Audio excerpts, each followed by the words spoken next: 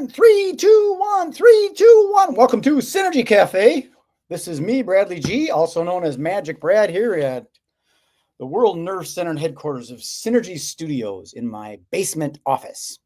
So I've got a friend that's my guest today, and we're going to talk about something that I've talked about with my friend Casey, but it's a thing that is people don't understand it. It's this whole Web.3, and just to summarize it a little bit for you, and then I'll see if I can find Sean.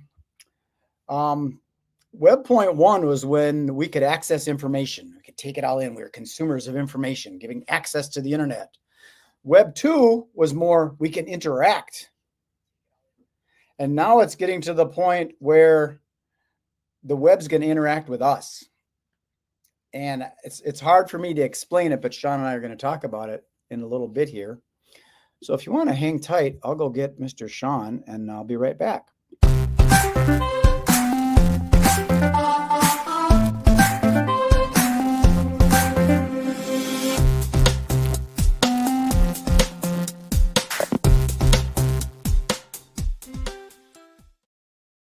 There he is, Mr. Oh, he's got a hard hat on. How you doing, Sean? I got my hard hat on. I got my dance in my shoulders because the intro music is very catchy and gets you going a lot. So that's pretty cool.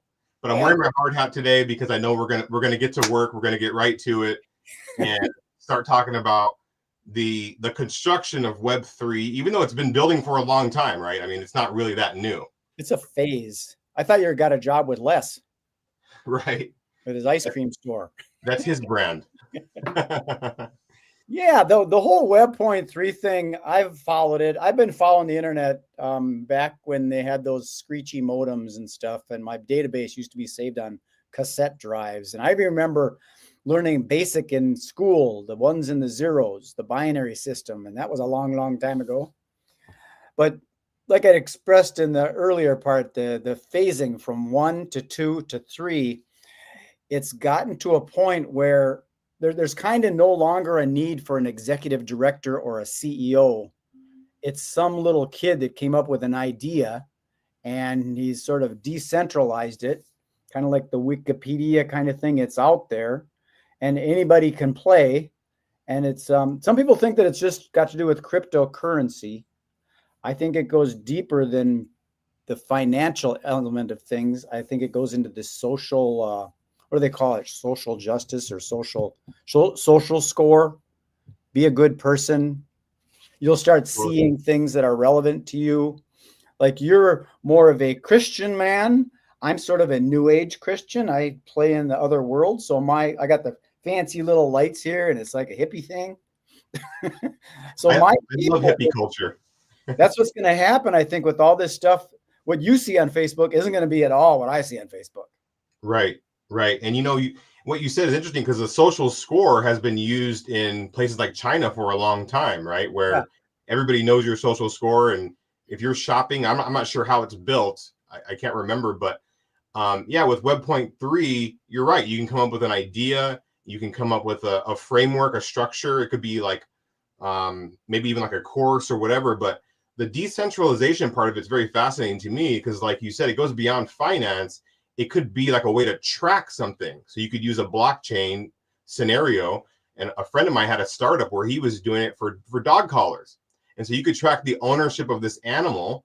And it started where he was doing it where you could put a barcode essentially on something or a QR code on a piece of artwork, on a piece of furniture. And you could track who's owned that artwork all the way back to the creator. So it's still giving the creator some sort of proof that it was created by that person with the blockchain. So it's almost like a social proof, but it's like an ownership tracking. Right. And there's nothing in between that can distort it or change it or make it toxic or I can't remember the word I'm looking for, but there's nothing in between there. It's sort of a direct connect kind of thing. And I think what some people's concern is with the social score is they know too much about me.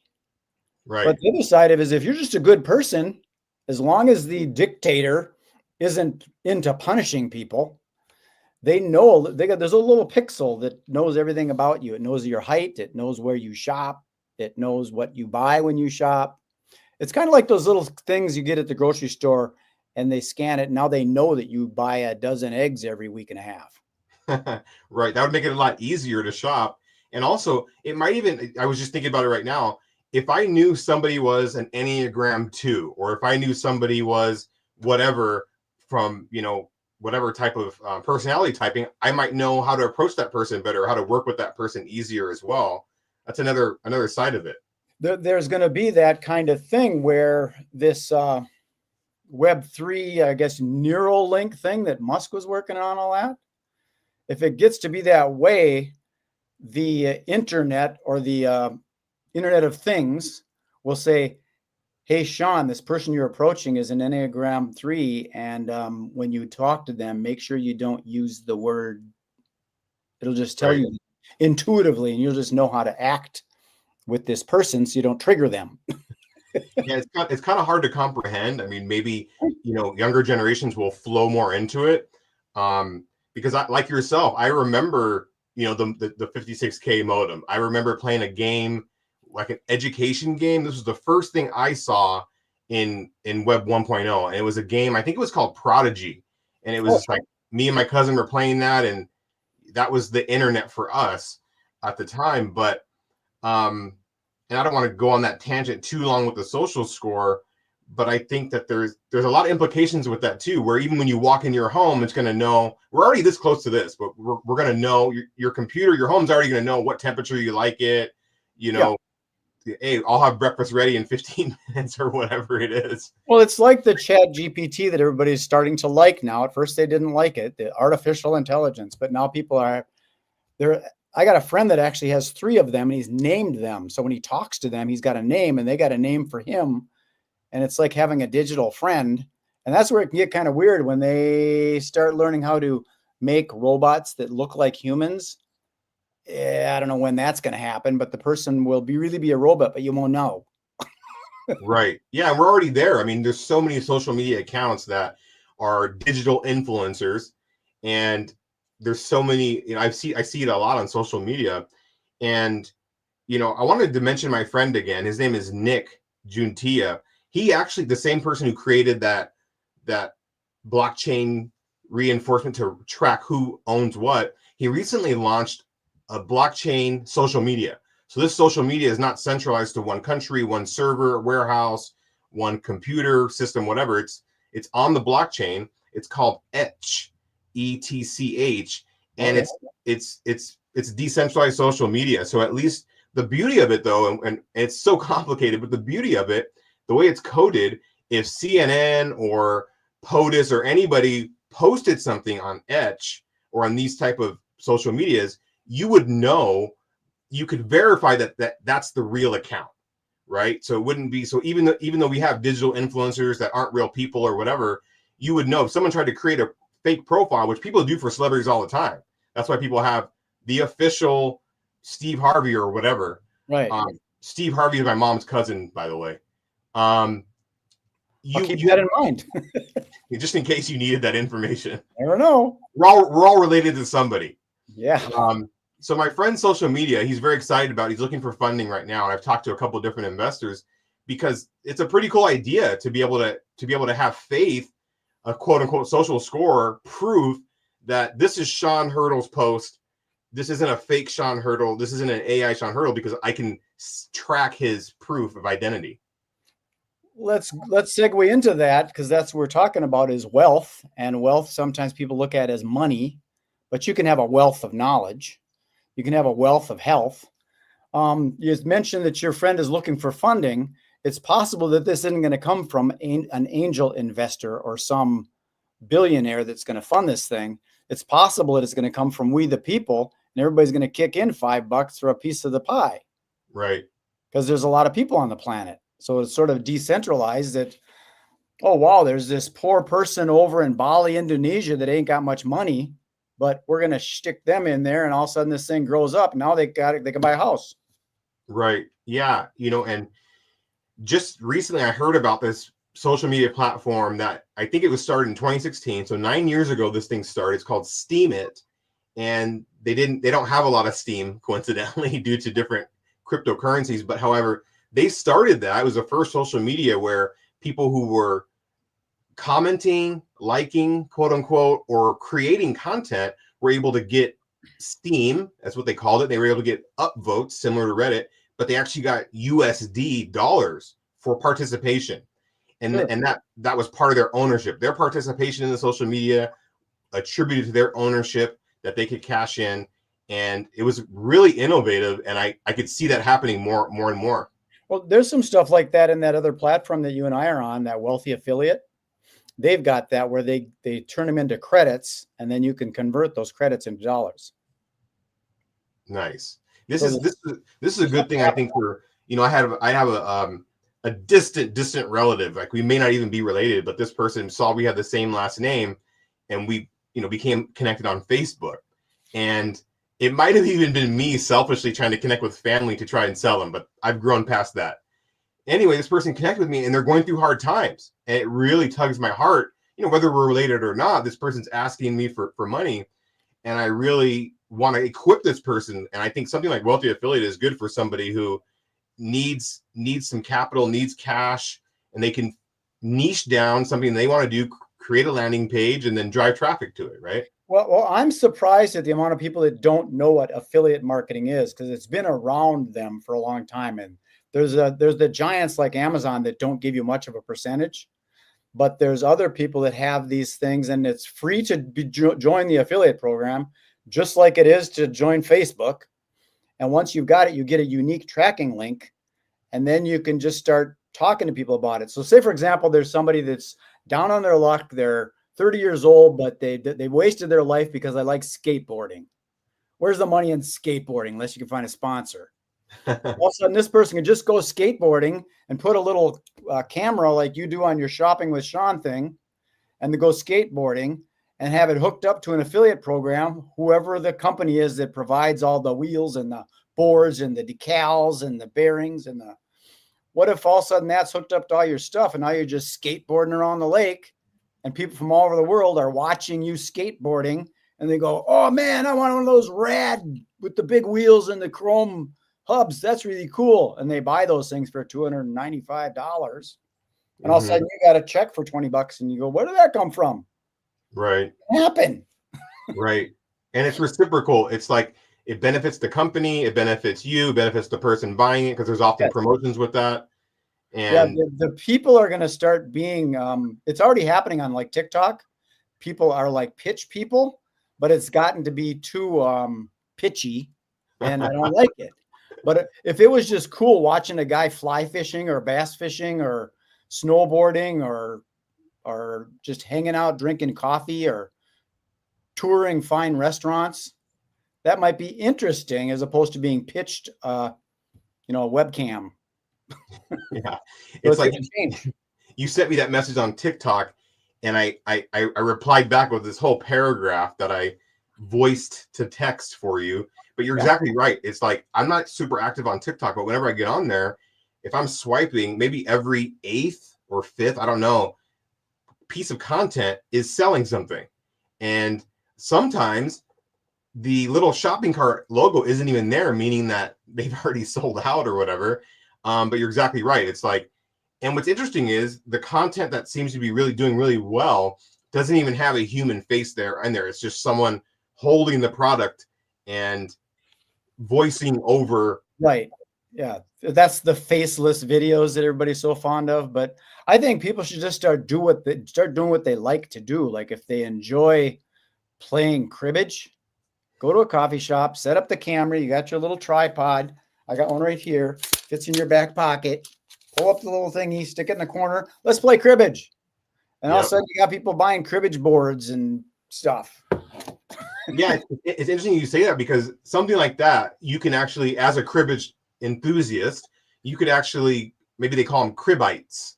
As a cribbite, you can go out and you can actually go to different breweries and bars. I was just at a brewery the other day that had a cribbage tournament. So that would be, even your fellow cribbites would love to watch that and see who the winner is or whatever.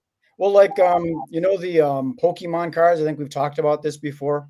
Yeah. There's some young kids in Fridley that play Pokemon. Right. They do a live stream at the company's called Kraken Hits, where they open up the envelope and they look for the hot Pokemon card. And then they have a Shopify store where they sell it. and these kids are making $300,000 a month. Right. So you can have fun playing Pokemon with all your friends. You don't need to, you don't even really need to have a business license. All you need to have is a bank account. So you got a place to put the money. Right. Unless you want to deduct it from your taxes as a business account. Like if you like to travel, you can travel the world and write it all off because you're doing a travel channel. Right. Yeah, that's one of the dreams. I would like to just travel to the US and do that. I've got a friend that's a wealthy affiliate member. It's in Canada and he's in Costa Rica right now. Him and his wife took an RV down to Costa Rica from Canada, and then they're going to work their way back. Wow. What else about this Web3? So do you know any specifics on the Web3 kind of decentralized opportunities on wealthy affiliate? I don't. And the Web3, I got a friend that understands it more than and I try and explain it. And he goes, no, that's not it. I don't quite grasp it all, but a lot of it is connected to some kind of monetary crypto link, what they call blockchain right communication. Yes. So that way you don't got the scammers in there and stuff, even though they're going to create their own little stuff, the scammers sure be there. So you just got to find the legitimate people. So yeah, in wealthy affiliate, I could poke around. I mean, all you have to do is ask somebody, anybody talking about Web3? And all of a sudden the community will just blow up on it because there's millions of people in there. I think that's a big thing that we hadn't talked about yet, and we kind of touched on it, is the community piece, right? The community piece is, I think, the reason why we want ownership and things. We want things decentralized, in addition to maybe the fear of uncertainty or which leads us to wanting more and more money. That's why we kind of attach it to a finance, structure. But the community piece, I think, is the real big thing about this Web3, this decentralization, this, collective ownership, if you will. And so that's a beautiful thing to say. We can just reach out and find out. Well, collected ownership, and also just the like-mindedness. I'm not, like, my wife loves puzzles. I don't like puzzles. So I don't want to go to a puzzle party. I would rather go to a UFC fight and get a ringside seat. And I don't drink, so I'd rather have tea. I didn't know that about you, about like UFC and... Well, I got a martial arts background, and I don't like violence. I'm not a violent person. But what I admire about that is two guys get in the ring, and they know what they're up against, and they just vent their frustrations. Sometimes they get angry at each other, but after the fight, they're friends. They just wanted to see who's going to win. And they just got a weird way of doing it, Yeah, a puzzle party sounds pretty boring to me too. Well, to probably sit around with your tea and talk to your girlfriends. Like, oh my God, here's the little thing. I got to put that there. Oh, thank you very much. We're almost there. That's not my thing. Yeah, puzzles, like, I mean, I can get into it. It's just, if it's a little bit, it takes a while for me to get into it. And then I get a little bit kind of hooked on it, but it is frustrating. Here's a sidebar for you, and then we can get back onto the Web3 stuff. But we had a puzzle, and it was a metallic puzzle. It was a picture of a big Indian elephant, very decorative. All these colors. What really, we got rid of the puzzle because it's very frustrating. As you move, the color changes. Oh no. So forget about it. It was one of those 1,000-piece puzzles of a big colorful elephant. Oh my God. I said, we got to get this thing out of here. I don't want to ever do this puzzle again because it changed. Wow. I recently met someone who is part of a group, and they're starting what seems to be the first Islamic bank in the country. And they were explaining to me about this idea of takaful. And I guess it kind of reminds me, I wouldn't say it's similar, but it reminds me of this collective ownership, because takaful means mutual guarantee or joint responsibility. And it's in Arabic, and it's a Sharia compliant alternative to conventional insurance. So this is how the conversation started, because a lot of my work is in the insurance world. And so I was talking to this individual, like, how can I help, people who are of the Islamic faith when they don't do interest, essentially. And so he was explaining to me this idea and how it's like a reciprocal exchange. It's more similar to like a profit sharing model. And I started doing research. I'm like, man, there's a lot of different people who claim it came from here, claim it came from here. And there's a word called riba, which is also in the Jewish faith.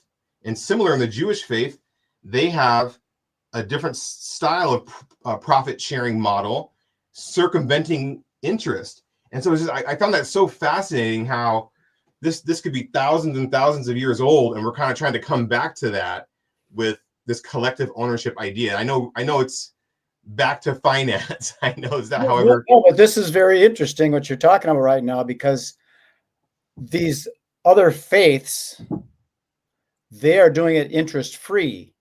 Whereas the whole concept of a bank, you think way back in the Western when they had the bank and the gold guy got all the gold. What am I going to do with all my gold? I don't want to get it stolen.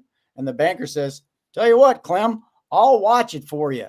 You can just put it in my room. And he sits and watches it. And all of a sudden the guy goes, I could loan this out to Andy and then charge him like 5-10%.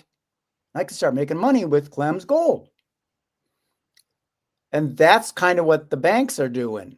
They take your money and loan your money to somebody else, and then they give you like 1%, and they're loaning it out, making a profit off of 10%. Or what are the credit card rates now? In the 20s?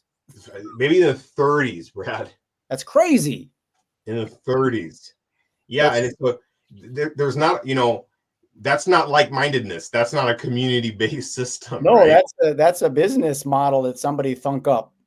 Right. And so, for me, I wrestled with that when I got into the financial services industry, primarily in life insurance, financial planning. I work with some great advisors. I work with 2 great advisors at Transamerica, and I wrestled with that. I really thought to myself, if you can't beat them, join them, because none of the insurance companies, maybe one, maybe like AIG, was actually hurt in the 2008 crisis. All the other insurance companies were good. Mm-hmm. And so even banks get insurance, right? And so, yeah, it's one of those tricky things where that's why I really created First 24 to help people plan for this financial planning a little bit more community, a little bit more cohesively, like-minded, where, hey, you can get these different products, but really kind of break them down and explain them to people. But yeah, it's the banking system's a very interesting model. Well, I think there's nothing wrong with getting a percentage of something from somebody. It's the greed and gluttony, or like when they called it predatory lending with the mortgages, where they'd just find people and they'd say, oh, you can afford it, no problem. You're like, this is going to work great for you. And when that happens, that's disingenuous, inauthentic, not sincere, and it's just greed and gluttony. And that's going back to what we initially talked about. It's possible that kind of stuff will be punished rather than rewarded when someone's doing something unethical. You're taking too much there. I mean, doesn't the Bible have it set up as 10%? Right. Yeah. 10%. And also the Bible says to forgive your debtors every 7 years. Forgive the people who have debt, pay to you or whatever. Makes sense. But that's old school. That's old school Bible. If you think about it, if they do have this percentage, you made enough off of them. So after 7 years, let's start over. Let's do a redo. Right. And but back to Web3, I like the idea of it. I like the idea of getting a piece of art, and I'm confident in knowing that this actually was created by the person that said it was. It's almost like a certificate of authenticity, except it's control. It's not like just the people who made the certificate. It's like we can look to the blockchain to prove someone's social, someone's ownership, someone's creativity, whatever. And I like the idea of that. I wanted to do something like that with the Synergy brand, or even just starting something new. Do you know Gary Vaynerchuk? Of course. And he's got VFriends. Right. So he's doing a lot of that kind of stuff where he creates these characters. Yep. And you sell them as NFTs, non-fungible tokens. Yep. So I thought about doing that with like a print-on-demand T-shirt thing, or they do coffee mugs and stuff, whereas you print one of a kind. So why is this $70 instead of $20? Because there's only one. We're not selling 100 of these. There's one, and it's got a little QR code that goes to my website. I like the idea of that, because that one, the person who's buying it for $70, let's say, they're assuming that it's worth that to them, but it's also going to grow in value. Maybe is kind of Gary Vaynerchuk's model. Like he's trying to create like a new Disney.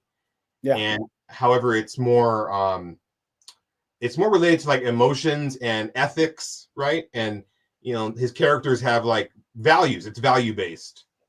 Yeah, I thought about doing that with the t-shirt. Say, for example, I created a one-of-a-kind t-shirt and I marketed it out to people with the name Sean. And the t-shirt was a cool graphic art thing that said Sean rocks. Now, who's going to buy it? Whoever gets it, there's only one, and it's got a QR code on it that when you scan that QR code, it goes to something and you get, I don't know, an all expense paid trip to Honolulu or something. So you put value on this shirt and people would want to buy it because it's monetized and reusable. And the reason I bring this up is because I remember going to an auction where someone auctioned off a purse as a fundraiser. She had a nonprofit in Africa helping kids in Africa. And they had this purse, one of these Louis Vuittons or whatever, like a $3,000 purse. And she said, okay, $3,000. I paid $3,000 for this. Do I hear $3,500? And people started bidding on it. And they bid it up to like $5,000 or $7,000. The person that won the bid said, you know what? I've got a few of these already, but I like this one. And I really want it because it matches my dress for the ball that I'm going to in May. So I don't really want it. So anybody want it for June? Do I hear $5,000 for June? Who wants the purse for June? And it ended up being a traveling purse that sold month after month after month to different people raising funds. That's awesome. Yeah, honestly, you give me an interesting idea, and we can talk about it after we wrap. I'm thinking like, because I've seen the same thing in my Buy Nothing group. I've seen people who are like, hey, I have this phone. I'm going to give away this phone. And people are like, I'm interested. Hey, I really need a phone. And then the person draws a name out of a hat or chooses someone with the best story. But sometimes in our Buy Nothing groups, we'll put together a box. Let's say it's crafts. And we're like, hey, just send the box around and people can take what they want. Or who needs this? I've seen this, Brad. Who needs this happy birthday balloon? It's still got like a month left of helium. And they'll literally give it to different people to celebrate birthdays around. And I mean, there's got to be a way to do something like that with an NFT or, a physical item, but that's kind of attached to the blockchain. Maybe it's a piece of artwork or a T-shirt. Hey, I'm going to wear this T-shirt, just for this yellow party. Who else has a yellow party? And then they kind of, but then your QR code's on it the whole time, everywhere it goes. And then it's like, right. It's kind of preventing someone from buying new shirts and saving waste because the fabric industry is one of the most wasteful industries. I mean, all that type of stuff. Well, there's things that are like this that I just love talking about this kind of stuff. That's one of my favorite things to do is just grab a coffee and talk about amazing ideas. Like, do you remember the story, the one red paperclip? Yeah. Where the guy traded it up, eventually for a house in Canada? I didn't know that was the final trade. That was fascinating. Yeah. That's amazing. What part of Canada? Thunder Bay? I have no idea. I'm going up there in a couple of weeks. I've been about 20 feet from Canada, but I never stepped in. Yeah, I'll tell you what it's like. I'm going to Thunder Bay, so. Yeah, I'm not sure where, but I just saw this early on with this guy that created this wealth from just going around with his phone, talking to people, saying, hey, I'll trade you this paperclip for a pencil. Yeah, sounds good to me. And they documented it and people watched it. And then there was a tour this guy started doing, I think. It's fascinating, these different things. And that's kind of what's going on with the Web 3.0 that I don't quite understand where it's all going, because it's much bigger than just blockchain technology with the cryptocurrency. I think it's got other beyond that. It makes me think, I wonder if someone's able to decentralize food in a way. Like, can we, and I this is going to take a while to figure out. I should ask my buddy, but who started that website, who really understands the blockchain. We all have a buddy like that, hopefully. You have one, I have one. But I wonder if we can attach a QR code to, let's say, the sticker on the apple. There's already a barcode there. And then you can prove that it was grown by this farmer. So it's like, hey, I grow the best apples, or like, for example, you know how much money the U of M made on the, what is it, the Honeycrisp?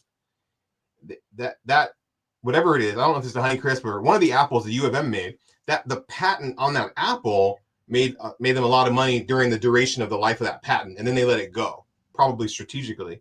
But that'd be kind of interesting to like use the blockchain to prove this was grown by so and so. It would kind of help promote that farm. It would kind of help, you know, feel connected to it. Maybe it would link back to videos. And I guess I'm not so much for the patenting of an apple, but I think the owner or not creator of it, because that's God, but the person that is the disciple of the apple. steward. Because then I could see that where, you know, I got this apple from this guy, and what I want you to do, because I do these apples, and the reason I've got them priced at this and they're so beautiful and shiny and taste so good, because I want you to scan this code. And if you really like the apple, if you would be so kind as to maybe tip me a little bit of something. Right. Or share my story. Yeah. And, you know, share it with other people. And then if you want, put in a little donation, because somebody might say, you know what, this was a good apple. I'm giving you $100. Now you got $100 apple. Yeah. Yeah. That is evergreen. Yeah. Yeah. I see what you're saying. That sounds pretty cool. I do want to talk with you when we jump off. I want to talk to you about a t-shirt idea and get your opinion on it. I would love to do that. So we've gone for 31 minutes. So this is very exciting to me. Nice. You mentioned the free website thing you're talking about, the Facebook trade thing. Yeah, it's called Etch. Okay, we've got a thing local here. They do it in the Medtronic parking lot just north of my house, and it's a plant swap. So people just come with all their spring plants, and you can just look around, and then all of a sudden they ring a bell, and you go grab whatever you want. So there's an area where food ends up multiplying, because I have a abundance of hosta plants. Why don't you just have some? Or maybe it'd be strawberries. There's a whole, I got so many strawberries and blueberries. And so you could do that. You could replicate food fast in a week, in an hour. Right. That's a good idea. I'm gonna put the link to my friend's website in the YouTube chat. Okay. So at least people can see that, and then just connecting now. But thank you so much for having me on again. I anticipate being here most Wednesdays. That would be fun. This is fun talking about this stuff, and you never know who might hear what and to come up with an idea and want to join us in our new community. Okay, Sean, I'm going to put you into the digital green room, and you can go ahead and enjoy some of that crypto hors d'oeuvres. I don't know who provided them. Take care, buddy. We'll talk to you soon. I'll drop back in a little bit. Okay. There you have it, my friend Sean. If you haven't seen Sean, he's got Shopping with Sean, and he loves going grocery shopping, maybe other stuff too. But he's got this thing he does, and he just shares all the different deals, like at Mike's Discount Foods, and it's pretty cool. So this is a little late for this, but I'm going to pop this up. Synergy First Thursdays. I'm resurrecting this thing. It's a local event that happens in Minneapolis here. It's actually localer. It's in Fridley, where I live. And it's the first Thursday of every month. And I'm looking to create it more of an experiential, integrative thing, much more than just swapping business cards and talking to people. So that's my story, Morning Glory. I'm going to sign this off. Thanks again for tuning into Synergy Cafe. This is your man, the myth, and the legend, Magic Brad. I'm a legend in my own mind. Peace. Wow.